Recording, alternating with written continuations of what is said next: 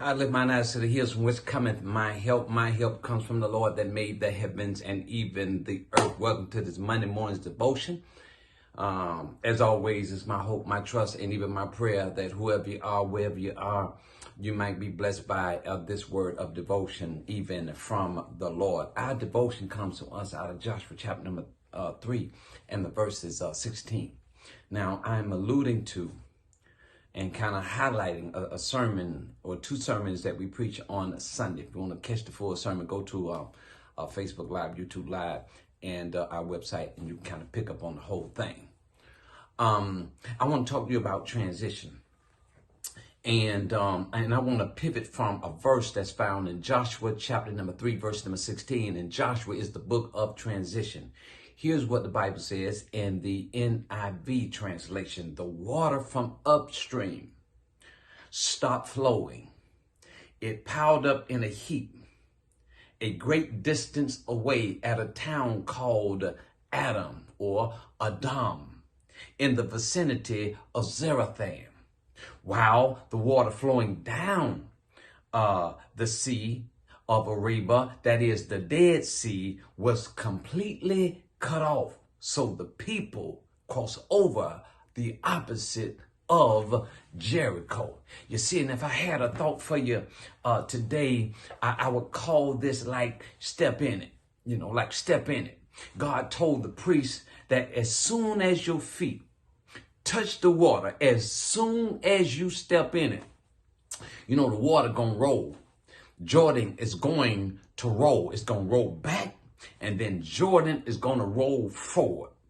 What's the moral of this story? The moral of this story is when you begin to move by faith, when you begin to approach those things that have limited you, those things that have incapacitated you, the hindrances, the roadblocks, the blockages, you see, to your destiny, you crossing over to abundance and destiny and your hope and your dream and even your vision. There's always a river there. And the river is symbolic of the arduousness of your transition. But the Bible says that if you go ahead and like step into it, step into your transition, step into your destiny, God will clear up the stuff that's holding you back. And everything that's in your way, everything that has been blocking you from destiny, I mean your future, I mean for your prosperity and your posterity, God will cause it to roll away. But you got to step into it. Now, the wonderful thing about this, before I let you go, is that you got to understand, like when you step in it, it is so profound that you change the nature of Jordan forever. You follow? Because when you step in it, there's something about Jordan that's going back, and there's something about your Jordan that's going forward. What do you mean, brother? Well, the text just told you at chapter 3 and verse number 16 that the river that's in front of you, the river that's flowing down, you see, the river that is considered the upstream means that trouble is coming.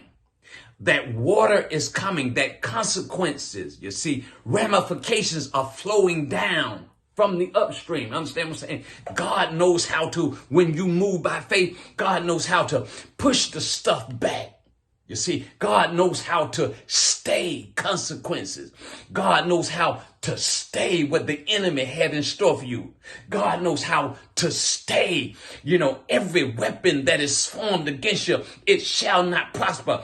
And he'll make it stand up, because when you step in it, God will make your issues, your problems, and your consequences, and what the devil has in store, he'll make it stand up. It shall not come nigh thee. You see, you don't understand that there are things in the pipeline. There are curses in the pipeline. There are problems and predicaments and issues and sickness and death and poverty coming downstream. But when you step in your Jordan, God will roll those things back. But then, beloved, he said, we're going to roll the rest of it into the Dead Sea. Why? Because it's a part of a Dead Sea. You don't understand.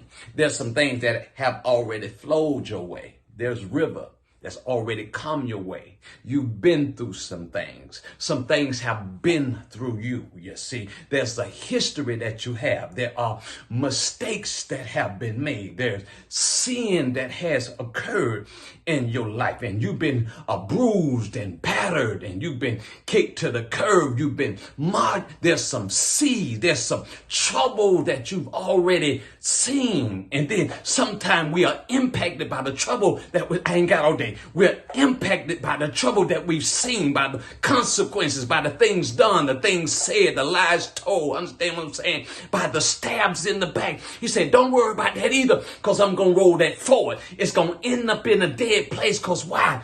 It does not have life for you. So it's going to end up in a dead place, and you ain't got to worry about that no more. The Egyptians that you saw today, you ain't going to ever see them no more. And this river ain't coming back your way. Why? Because you stepped in it by faith. And my encouragement to you is to step in it. Because when you step in it, God will make it stand up. And then God will roll it forward. And then the dead stuff